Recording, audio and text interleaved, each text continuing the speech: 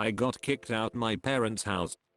So I'm a 23-year-old female with paranoid schizophrenic and Asperger's. I'm happy yet nervous because I'm not with my family anymore. They kicked me out for smoking weed in the house and my dad was accusing me of doing heroin, which I don't, I just smoke weed. And my dad told me if I wasn't a female he'd punch me in the face and throw me out the second floor window.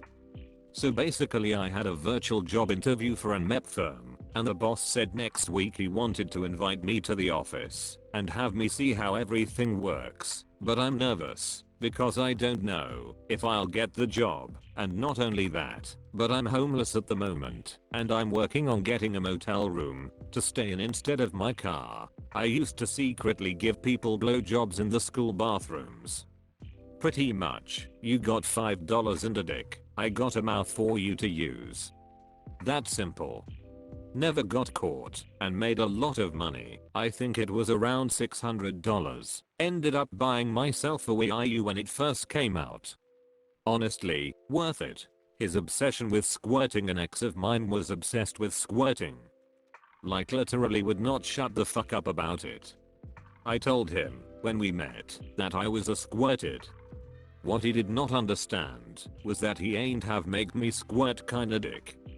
He was nice in size and shape, but all he would do is try and fuck like he saw in a porno. It was painful, so I'd fake an orgasm to get him to hurry up and finish. So one day he pissed me off. I drank a shitload of water, ate asparagus, and peed all over his face when he was eating me out, and told him I squirted. For 2 weeks straight all he wanted to do was eat me out so he could see me squirt. I never did tell him I just peed on him a lot. Don't marry young. I married my high school sweetheart and it completely changed the trajectory of my life, probably for the worse. I had really great plans for myself and my education and career that I completely abandoned.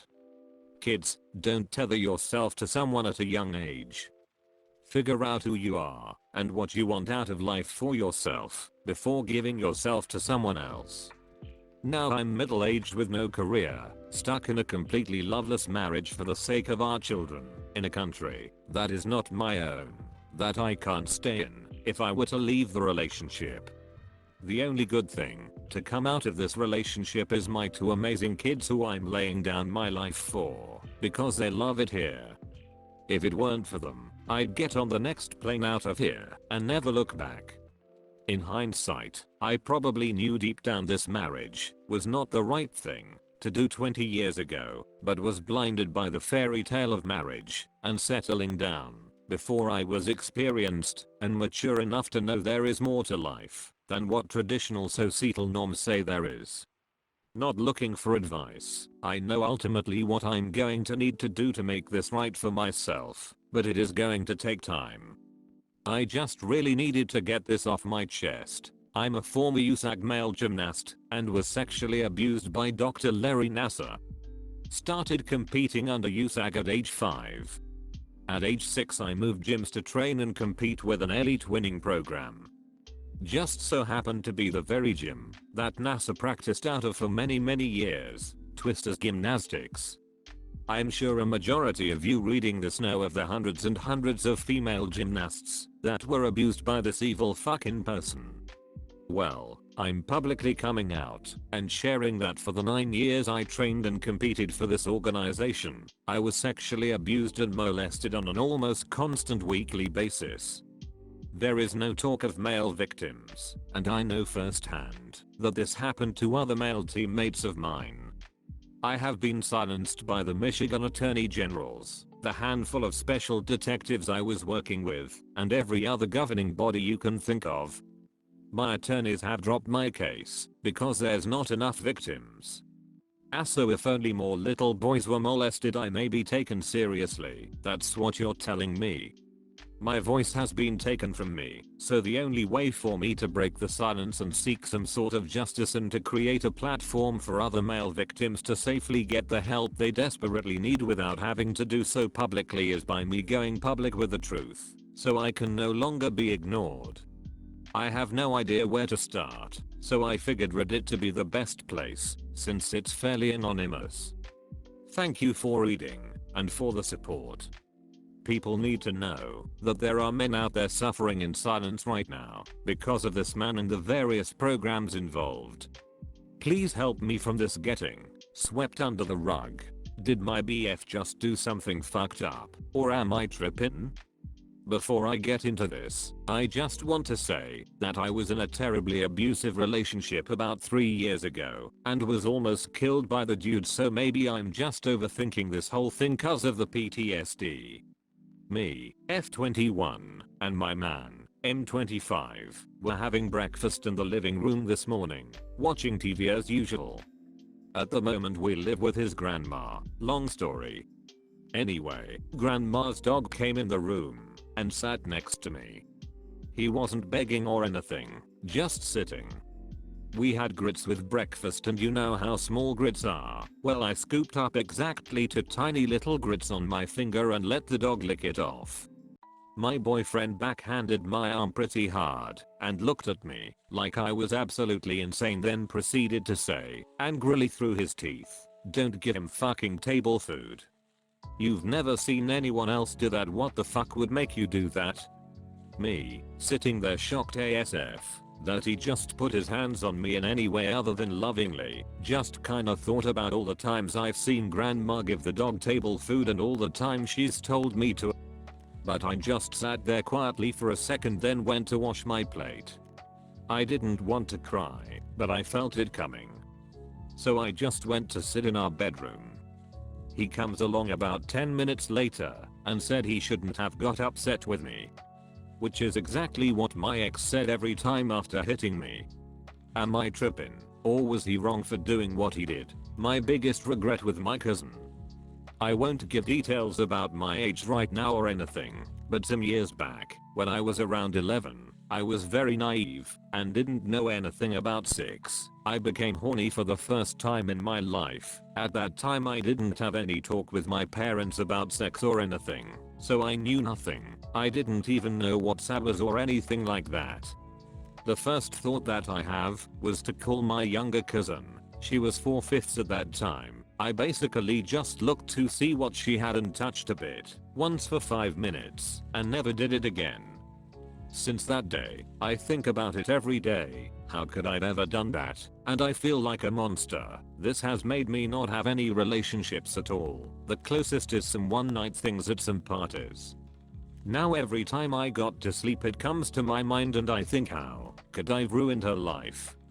It's been a few years and she hasn't said anything. I don't know if she doesn't want to talk about that or she just doesn't remember ever happening. Even though she was 4/5, she was an iPad kid and she was kinda dumb, not as developed for a 4-year-old, and acted and talked like a 2/3-year-old. This brings me to think that it was before her memory actually saved stuff so she doesn't remember. I can't sleep because she is so sweet and I love her with all my heart. I'm thinking of going to therapy so I can have an expert to help me to clear my mind. As I said, I didn't do it with malicious intent or anything. I was just curious, but I feel like that's enough to make me a bad person. I sleep with my coworker who is 11 years older than me. I don't know if it's a true confession, but I'm F20 and my coworker M31, and we met whenever I was in a relationship. I never gave much thought to him whenever I was dating someone, but after that person and I broke up, we started texting one day after something that happened at work. We decided to hang out one day because we wanted to watch a show together as we both enjoyed it, and one thing led to other, blah blah blah. Can I just say, that man has some of the best dick I've ever had. No one at work knows we even so much as text each other, but we've been fucking pretty regularly. Sometimes the age difference bothers me, but I was the one that initiated the first move and we both met as adults. I wasn't 17, and he groomed me or anything of that sort. That's pretty much it. I have felt the worst pain I've ever experienced, and I live in absolute fear of ever feeling that again. My mom died in a car accident on her way to see me. The pain was unimaginable. Of course, there is still pain, but the first 2 years. Fuck that. The first month after was a blur. The memories I remember are the ones I can't get out of my fucking mind. My knees collapsing when the door opened and we saw her body, her lifeless face, her hands, those hands that nurtured me my entire life. Sometimes all I see are her hands, folded, cold, lifeless. The fucking car beat to a cube. First finding out and barely being able to breathe. Only being able to moan out mom, mom, sweet mom. No, fuck, just typing that makes my throat tighten. She died alone and very violently, and all of this trauma to my heart in such a short amount of time has changed me. There was me before mom died, and there is me after. But most of all, the wrenching torment of not being able to say goodbye. Of yearning for the person who was my best friend, my person, my heart, and suddenly within moments I existed in a world where she didn't, and the silence was deafening. Everyone says she'll always be with you, but I never felt her again, not once. She was gone, and no poetic phrases ever made me feel any ounce of closeness to her again. When I call a loved one, and they don't answer, my mind fills with the events of that day. When her phone went straight to voicemail, I filled with dread. Now, any moment I can't get a hold of someone, I panic. I have even emotionally disconnected a bit from some, because the inevitable of losing someone older than me is too much to bear. I'm aware this is a coping mechanism. I've since gotten married, and I prepare my spouse for death. I make sure we both say what we want to say. I'm waiting on some news about my health and my fear of dying. Is my spouse having to live through this pain?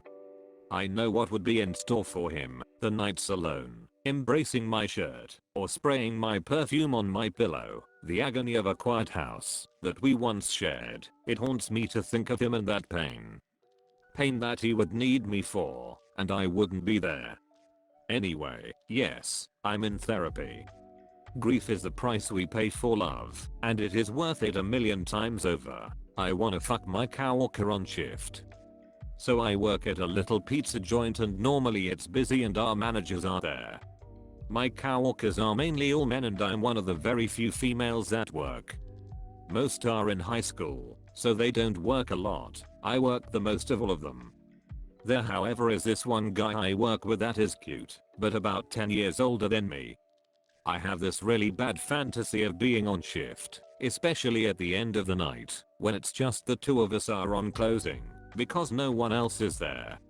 I really badly want to ask him to just bend me over and take me from behind. I feel like asking him to hang out as well, but I'm too nervous. What do you think I should do?